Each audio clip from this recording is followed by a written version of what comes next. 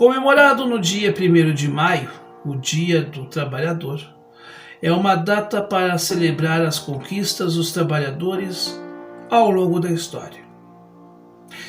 Mas será que o trabalhador brasileiro tem o que comemorar nessa data? Será que no dia 1º de maio de 2022, o trabalhador brasileiro tem com que se alegrar? Eu sou Noé Gomes e você está no canal Falando de História, e este é o quadro Fatos da História.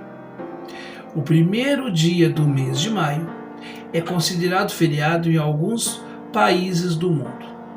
A data surgiu em 1886, quando trabalhadores americanos fizeram uma paralisação no dia 1º de maio para reivindicar melhores condições de trabalho. O movimento se espalhou pelo mundo e no ano seguinte trabalhadores de países europeus também decidiram parar por protesto. Em 1889, operários que estavam reunidos em Paris decidiram que a data se tornaria uma homenagem aos trabalhadores que haviam feito greve 3 anos antes. A mobilização que deu origem à homenagem aos trabalhadores remete ao fato de que milhares de trabalhadores foram às ruas naquele 1º de maio de 1886 para protestar contra as condições de trabalho desumanas e que queriam basicamente a redução de jornada de trabalho de 13 para 8 horas diárias.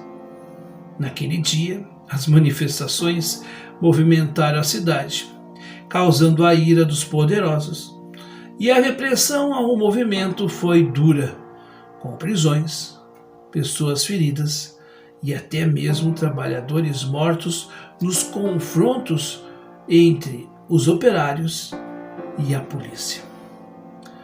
A memória dos mártires de Chicago é para que tenhamos em mente o significado da luta dos trabalhadores e a sua importância para que tenhamos os direitos garantidos.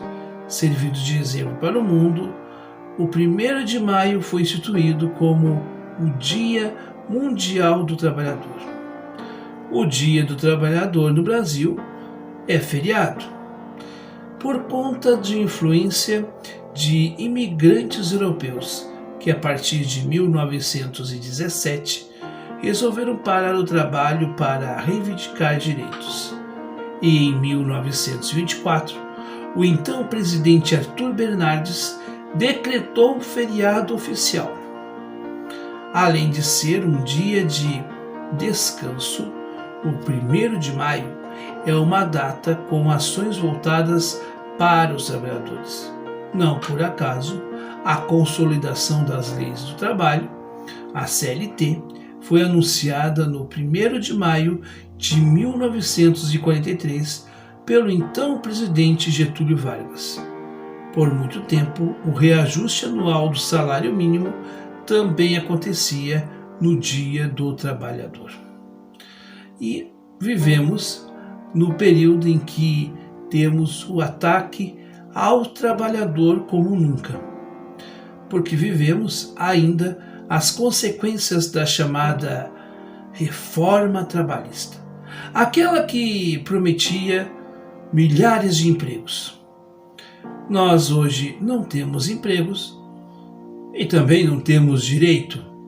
Afinal de contas, aqueles que hoje estão trabalhando na precariedade não conseguem sair dela porque não há perspectivas para a melhoria da economia.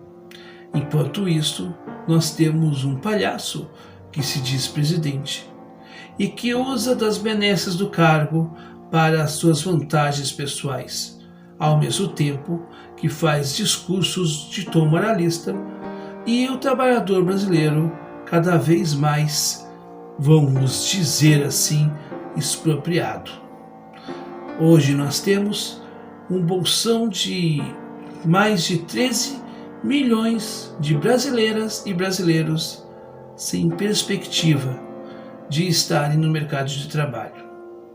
E em nome dessa precarização ou da falta de trabalho, o trabalhador tem que se sujeitar a algumas coisas ou condições desumanas.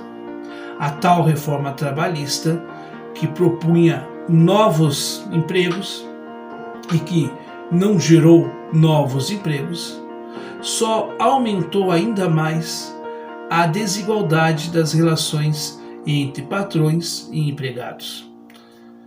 A reforma, que previa inclusive que gestantes trabalhassem com produtos químicos, é aquela mesma que propõe um acordo, mas sempre um acordo que favoreça o lado do patrão.